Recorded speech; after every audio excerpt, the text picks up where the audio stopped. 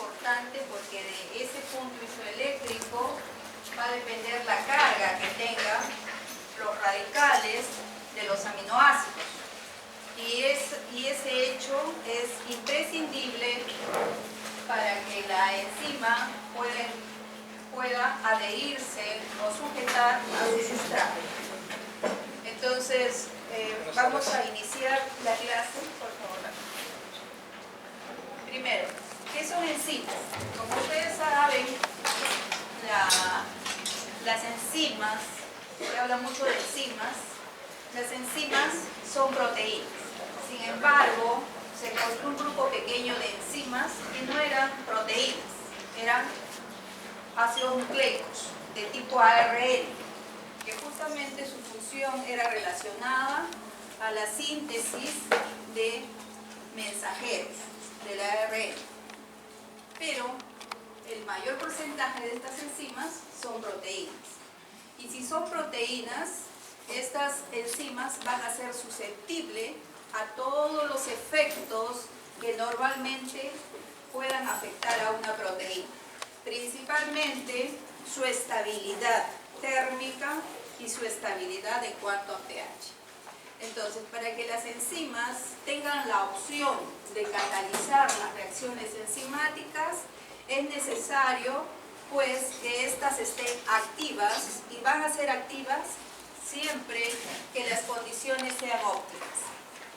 Entonces, las enzimas son proteínas capaces de actuar sobre un determinado sustrato, modificarlo y darme el producto.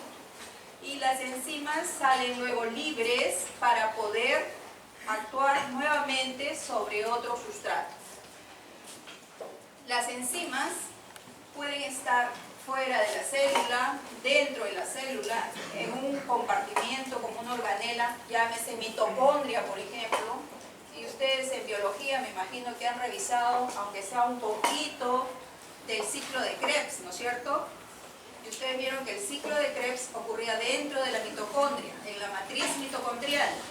Y este proceso se daba gracias a la acción de muchas enzimas. Entonces eso quiere decir que las enzimas pueden estar dentro de una organela como la mitocondria, pueden estar en el citosol.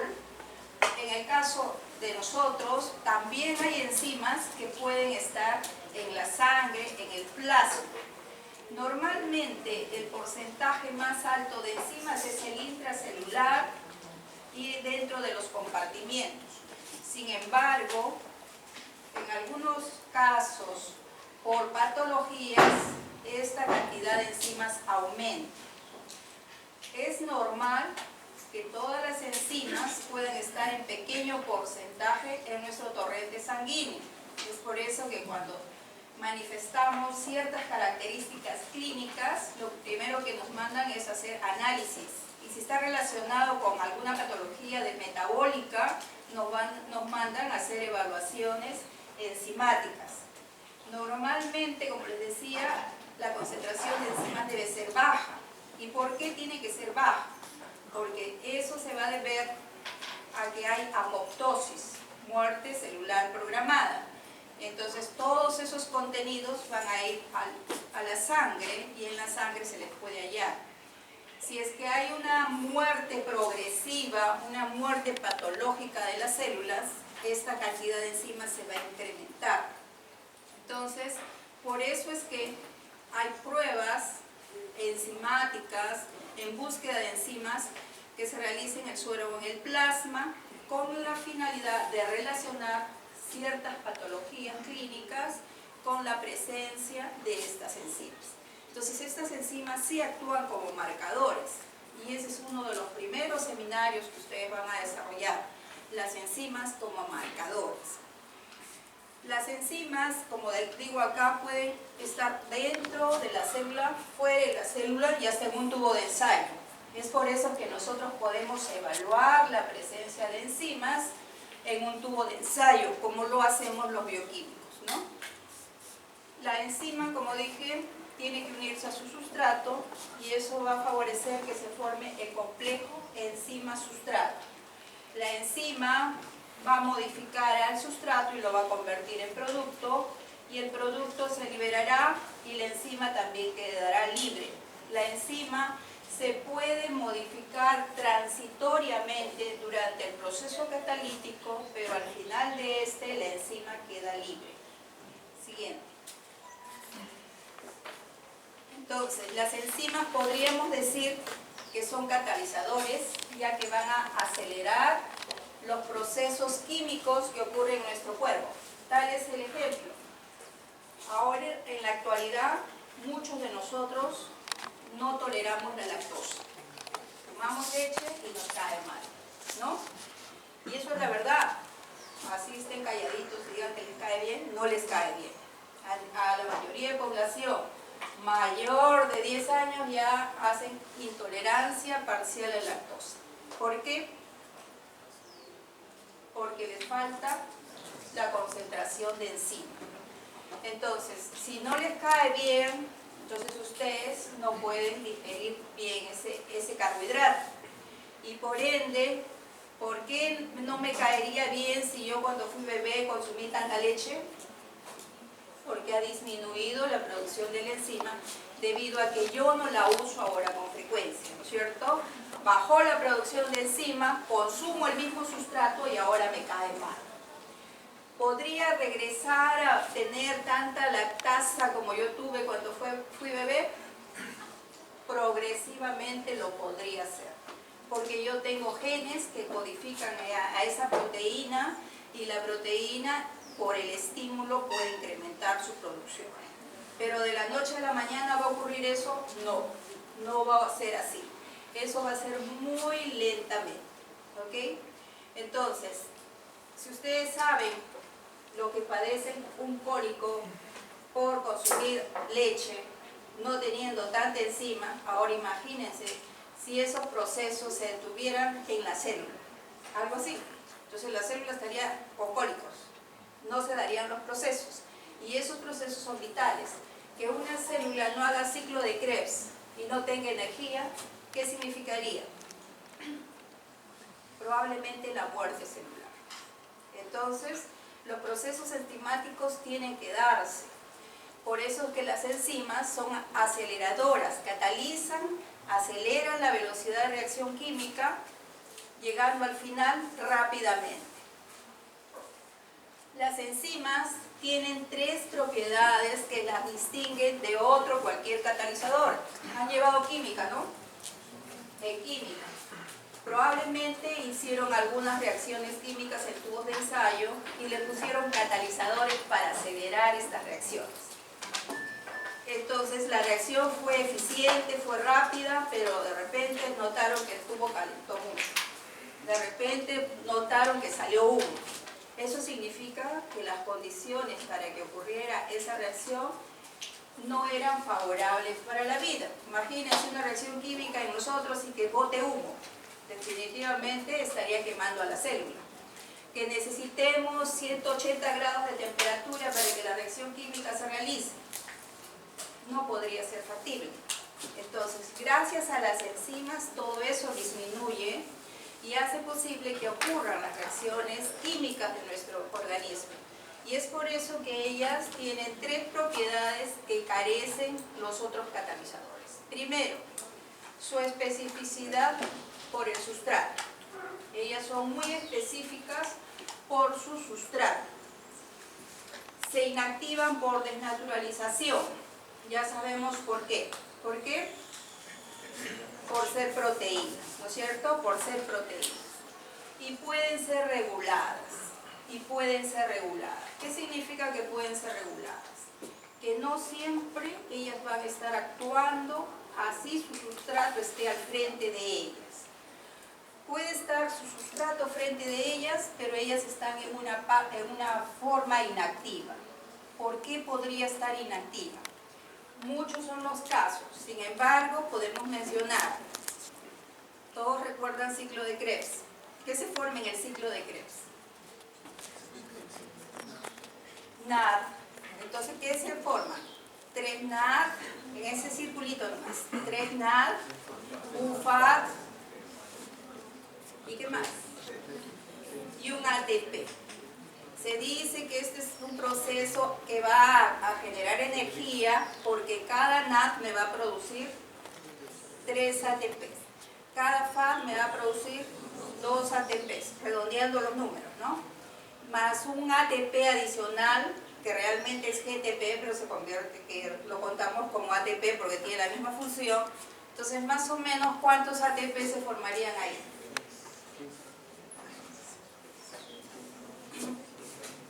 3 por 3, 9.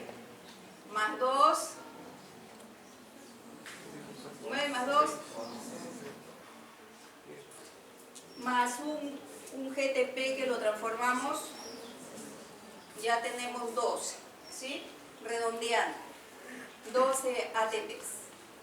Ahora, ¿qué pasa si nosotros ahorita les digo, vamos a correr todo el circuito de la universidad y regresamos? Algunos se quedarán a la mitad del camino, otros avanzarán un poco más, otros llegarán, querrán dar 2 vueltas porque están agilitos, y luego le digo, vamos a continuar la clase. Llegamos acá y nos sentamos otra vez. ¿El proceso bioquímico se va a detener en ese momento? Cuando ustedes corrían, ¿qué iba a ir pasando? No era necesario que entre la glucosa, se dé la glucólisis, se genere ATP y les siga dando ATP a los músculos para que sigan corriendo. Era necesario, y tenía que darse ese proceso. Entonces, cuando yo les digo, ok, ya, ahora nos vamos a sentar y vamos a seguir la clase. ¿Alguien le avisó a su mitocondria que deje hacer ciclo de Krebs y que se detenga el proceso de fosforilación oxidativa para que se produzca el ATP? Nadie, porque así le gritemos, la mitocondria no escucha. ¿Cómo se detiene ese proceso? ¿Cómo se detiene?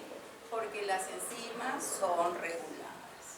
Ustedes van a estudiar muy bien ese capítulo con el doctor Saldívar y van a ver que cuando hay mucho ATP y muchos intermediarios de ciclo de Krebs, y yo ya no estoy usando tanto ATP porque ya me senté, en ese momento empieza a bloquearse, el mismo producto bloquea las enzimas, los mismos intermediarios bloquean a las enzimas, para que ya no siga ocurriendo glucólisis, para que ya no siga ocurriendo ciclo de Krebs.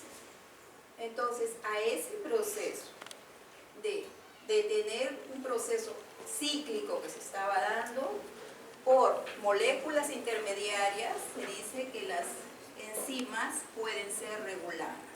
Pueden ser reguladas para que se detengan o pueden ser activadas cuando se requiere. Cuando se acumula mucho ATP, los procesos para generación de ATP se deben detener. Entonces, ¿por qué? Porque el ATP, las enzimas van a tener un espacio, se llaman enzimas alostéricas. Las enzimas van a tener un espacio para que encaje una molécula que la regule. Si es que a ese lugar llega el ATP, lo que le está informando, hay mucho ATP, le dice a la enzima, y la enzima se detiene. ¿Cuándo va a reanudar a formar ATP? Cuando este ATP ya salga de ahí y entre el ADP o el AMP. ¿Qué le está indicando la enzima? Se acabó el ATP, ahora comienza nuevamente a hacer tu ciclo, porque se agotó el ATP. A ese hecho de activar o desactivar a las enzimas se llama regulación. Ahora, estas regulaciones van a ser por varios efectos. Una, como les expliqué, en este caso, el producto de todos estos eventos va a bloquear a las enzimas. En otro caso, van a haber fosforilaciones y en otro caso pueden ser metilaciones que van a activarlas o van a inhibirlas. A todo eso se llama regulación.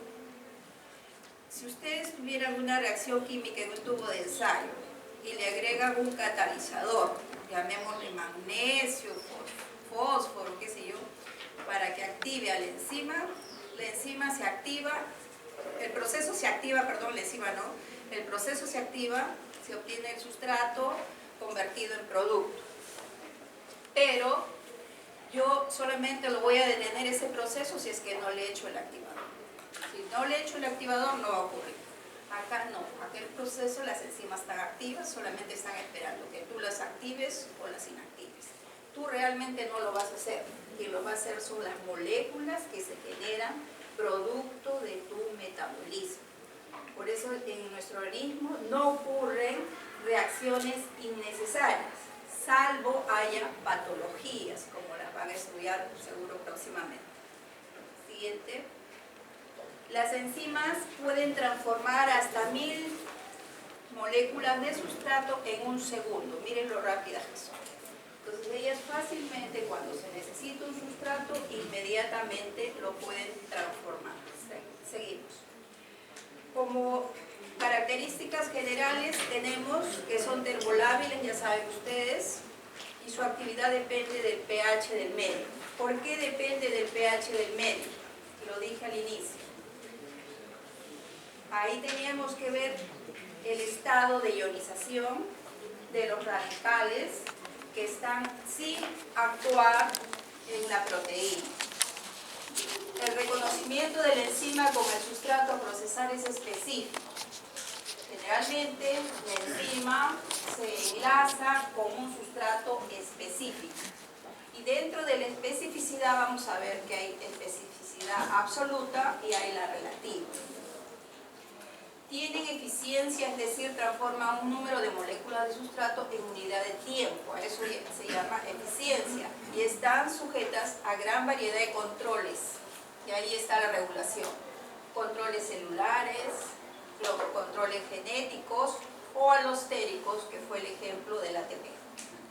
Entonces hay una serie de controles para que las enzimas actúen. Controles celulares, cuando hay procesos enzimáticos que una enzima actúa en una determinada célula y sus productos son de exportación, suponiendo, salen. Esos productos pueden activar otras células y esas células en respuesta pueden activarla más o inactivarla. En cuanto a la genética, sabemos que los procesos genéticos dependen justamente de la carga genética que tengamos, el ADN, la información que tengamos. Entonces, hay enzimas que por mutaciones puntuales, ya saben ustedes qué cosa es, por mutaciones puntuales puede ser que no sean activas. Están, pero no son activas. ¿Por qué? Porque en el caso que haya sido modificado justamente el centro activo, no hay encaje con el sustrato. Y los controles alostéricos de los cuales ya les hablé. La siguiente, por favor. Como todos los catalizadores, solamente ellas aceleran la velocidad de la reacción. Ahora, son activas en pequeñas cantidades. No se requiere gran cantidad de enzimas para que haga esa reacción. No sufren modificaciones químicas irreversibles, como les decía de comienzo. Se modifican transitoriamente durante la unión con el sustrato, pero luego se quedan libres y regresan a su estado inicial. No afectan la posición del equilibrio de la reacción que catalizan. El estado inicial y final de reacción siempre va a ser el mismo, pero llegan rápidamente al equilibrio. Hay enzimas que actúan, por ejemplo, de la transformación de A sobre B, pero cuando hay mucho B, este B se puede transformar en A. Entonces, constantemente están dándose ese proceso. El equilibrio, bueno, en este caso, cuando ya las dos condiciones, las dos moléculas, digamos, están en condiciones óptimas, pero cuando empieza a fallar una, tiene que recomponerse la otra. ¿Ustedes han escuchado hablar del glutamato y la glutamina? ¿Sí o no? El glutamato es un aminoácido y la glutamina es otro aminoácido. Ambos no son esenciales, Sin embargo, son los más abundantes de nuestro cuerpo. ¿Por qué? Porque el glutamato, cuando al glutamato le ceden un grupo amino adicional, se convierte en glutamina. Y la glutamina sirve para ceder grupos amino a las reacciones que lo requieren. Entonces, cuando la glutamina cede su grupo amino, se convierte en glutamato. Entonces, miren, para ese proceso tiene que haber una enzima. Entonces, esos procesos enzimáticos son circulares. De este sustrato se convirtió en este producto cuando le dieron un grupo amino y ahora se convirtió en glutamina. Esta glutamina servirá para que en alguna reacción ceda su grupo amino por acción enzimática, ceda su grupo amino hábil a otra molécula y ahora se convierte en glutamato. A alguna reacción enzimática le sobra un grupo amino, se lo da al glutamato que ahora pasa a ser glutamina. Y constantemente esas reacciones se están dando. Entonces, en este caso, el equilibrio sería que yo tenga tanta glutamina como tanto glutamato. Pero si en algún momento disminuye, por decir, el glutamato y yo requiero glutamato, entonces la reacción se va a favorecer para este lado. Entonces las reacciones, muchas de estas reacciones se mantienen en equilibrio. Hay reacciones que están constantemente en ida y vuelta, pero hay reacciones de un solo sentido. Generalmente las reacciones de un solo sentido son porque las enzimas son reguladas y de ellas depende si sigue o se detiene todo el proceso. Seguimos. Como les decía, en cuanto a especificidad, hay absoluta.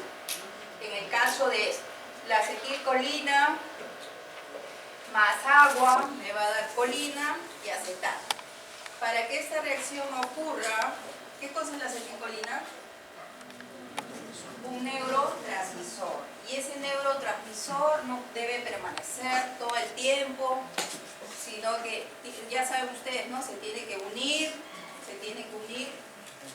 va a cumplir una función, pero luego tiene que venir la acetilcolinesterasa y lo tiene que hidrolizar. Hidrolizar estoy diciendo porque lo está partiendo en dos, pero utilizando agua. Entonces lo va a hidrolizar y deja libre lugar al receptor donde estaba unido este neurotransmisor. Entonces es absoluta porque la acetilcolinesterasa solamente va a actuar sobre la acetilcolina. Si le ponemos otro neurotransmisor, el GABA, le ponemos el mismo glutamato, no va a hacer nada, porque es específica para la acetilcolina. Siguiente. En cambio, existen otras enzimas que tienen una especificidad amplia, se puede decir. No puedo decir que es inespecífico, porque todos estos sustratos para esta enzima del ejemplo son carbohidratos. Fructosa, manosa, glicosamina, 2-desoxiglucosa son carbohidratos. Entonces, ¿qué enzima es? La hexoquinasa y la glucoquinasa, que próximamente la van a revisar. Estas enzimas, ¿qué hacen? Todas las quinasas lo que hacen es fosforilar. Todas las quinasas fosforilan. Entonces, esta glucosa va a ser fosforilada a glucosa 6-fosfato. ¿Por quién? Por la hexoquinasa o por la glucoquinasa, dependiendo de qué tejido se trate. Ya lo van a aprender con más detenimiento. Ahora, esta enzima, si yo le presentase la fructosa, a la fructosa también la fosfata. Si le presentase la manosa como sustrato, también lo hace. Sin embargo, va dentro de toda esa variante de sustratos, ella tiene amplia especificidad, se dice, porque usa varios sustratos. Sin embargo, dentro de toda esa variedad de sustratos que debe encabezar la glucosa, del ejemplo, luego la fructosa, manosa y así, ella prefiere la glucosa. ¿Y cómo uno se da cuenta que ella prefiere la glucosa? Porque hay una constante que se llama Km. Y esta constante Km, cuando es más chiquita, indica que la enzima tiene más afinidad por su sustrato. Cuando ese valor de Km es muy grande, indica que la enzima no tiene tanta afinidad por el sustrato. Entonces, vemos que hay especificidad amplia debido a que tienen varios sustratos, sin embargo, tienen diferentes KMs que van a ser motivo de clase también. Seguimos. Ahora, la enzima y la energía de activación. Nosotros sabemos que los reactivos, igual que en el tubo de ensayo, nosotros tendríamos, los sustratos serían los reactivos. Y estos reactivos no van a poder reaccionar en nuestro cuerpo si no está una enzima. ¿Por qué? Porque así como los reactivos que hicimos en química, probablemente mezclábamos dos cosas y a veces teníamos que calentarlas. Si ustedes se acuerdan solamente con la reacción de Benedict en biología, la reacción de Benedict no era posible si ustedes no le ponían al baño María hirviendo. Si no, quedaba celeste y ustedes no reconocían a ningún carbohidrato. ¿Y por qué tenían que ponerle baño María hirviendo? Porque tenían que darle mucha energía a esos reactivos para que recién se produzca la reacción de óxido-reducción. En cambio, nosotros con nuestras 37 grados centígrados aproximadamente, hacemos posible que las enzimas actúen a esa temperatura y se den las reacciones. ¿Por qué?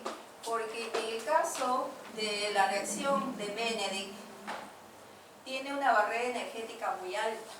Los reactivos están, pero no pueden reaccionar entre ellos porque les falta energía. Y una de las energías que nosotros le brindamos cuando hacemos esta reacción es la temperatura. Le ponemos 100 grados y empiezan los tubos a cambiar de color, se empiezan a poner el rojo ladrillo. Que en la reacción donde está ocurriendo óxido-reducción, como ustedes recordarán, Benedict solamente reaccionaba con monosacáridos principalmente. No lo hacía con el almidón ni la sacarosa, porque no eran reductores. Entonces, en ese caso, esas reacciones que se daban con glucosa, con fructosa, con manosa y los otros azúcares que hayan usado en la práctica, eran posibles porque la energía que le daban por los 100 grados se los estábamos dando ya que no había una enzima que catalice esa reacción. No le estábamos poniendo otro catalizador, solamente le estábamos poniendo la temperatura que haga posible se dé esos procesos, esas reacciones. En cambio, en una reacción como la nuestra, que ocurre en nuestras células, también va a haber energía. También se va a requerir energía, pero esta energía que se requiere es mínima.